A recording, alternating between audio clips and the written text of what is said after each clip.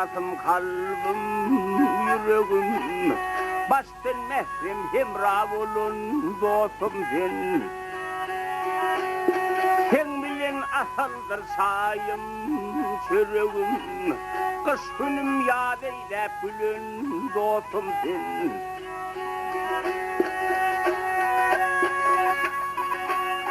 Sen bilen bir kuşat merdem bilimi, kuvonurdum görür gözüm ilimi.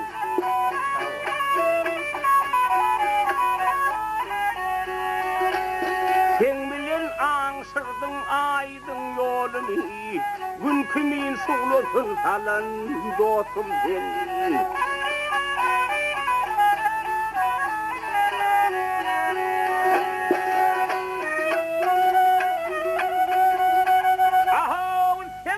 Zehinimden almadan yalpalık gün bolup bitti gelmeden, yalpalık gün bolup bitti gelmeden.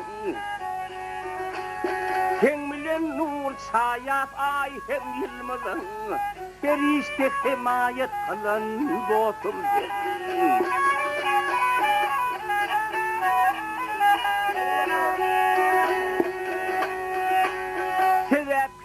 Bayramlarıma toyuma, bak kuşun konurdun mehrem öyüme. Dostumuz mini demez ömrüm boyuna, halal rahmet adın alan dostum sen.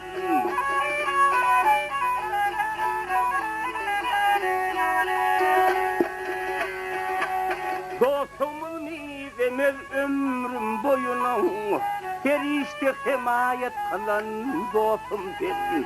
Halal rahmet adın alan dostum sen.